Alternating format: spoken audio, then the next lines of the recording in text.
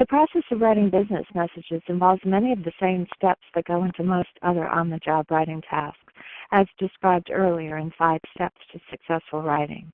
Chapter 4 covers the general principles of correspondence that will help you get the most out of correspondence, like email, letters, and memos.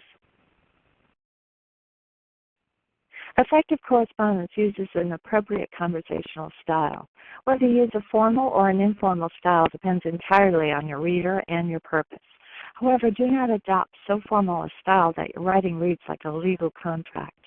Affectation not only will irritate and baffle readers, but also can waste time and lead to costly errors. Your purpose in all correspondence is to express, not impress. The opening of any correspondence should identify the subject and often the main point of the message. If the news is not positive, you can open with a good news or neutral news statement. However, it is important not to delay the news or purpose statement.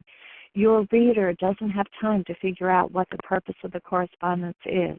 Don't wait till the second paragraph. Your closing can accomplish many important tasks, such as building goodwill, encouraging colleagues and employees, letting recipients know what you do or what you want them to do when they finish reading the correspondence. Action and honey statements go in the closing paragraph. Build goodwill by emphasizing the reader's needs or benefits. Write from the reader's perspective. This means using the words you and your rather than we, our, I, and mine. The direct pattern is effective in workplace correspondence because readers appreciate messages that get to the point quickly.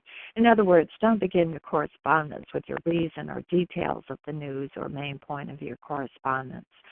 With very sensitive or negative messages in correspondence, where the stakes are high and you don't want to alienate your reader, you may use the indirect pattern. However, be wary of overdoing the buffer.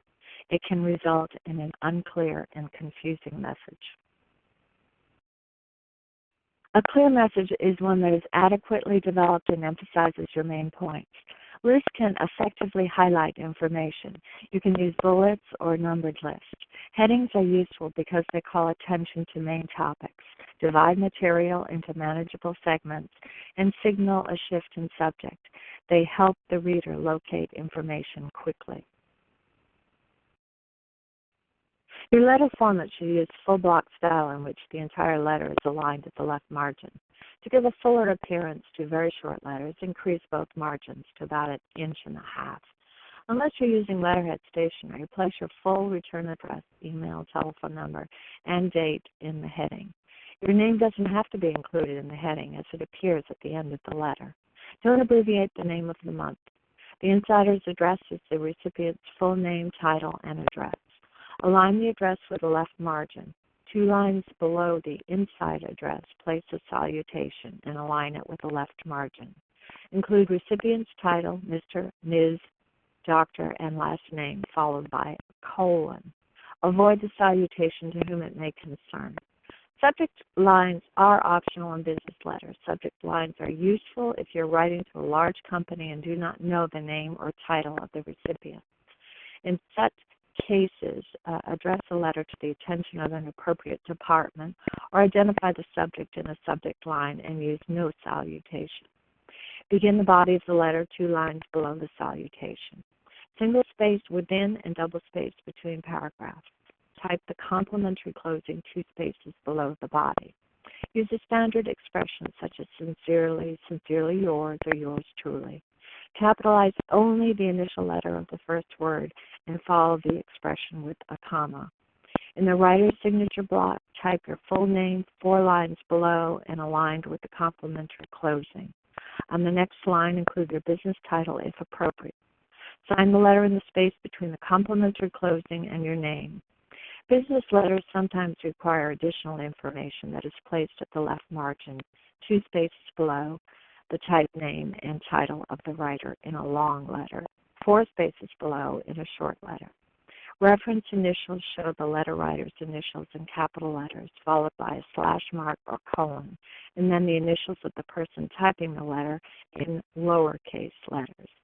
When the writer is also the person typing the letter, no initials are needed.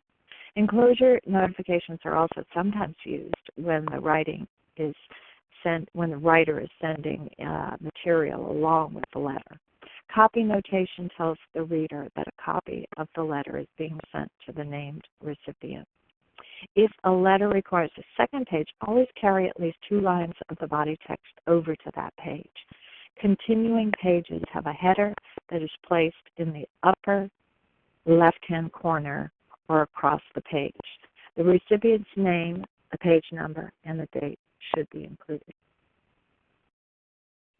Memos are used within organizations for routine correspondence, short reports, proposals, and other internal documents. They use a standard form: to, from, date, subject, whether sent on paper or attached to an email.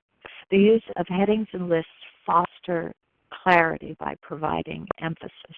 Do not include a salutation or a complimentary closing in your memos. When memos require more than 1 page, use a second page header and always carry at least 2 lines of the body text over to that page. The header should include either the recipient's name or, if there are too many names to fit an abbreviated subject line, the page number and the date. Place the header in the upper left-hand corner or across the page.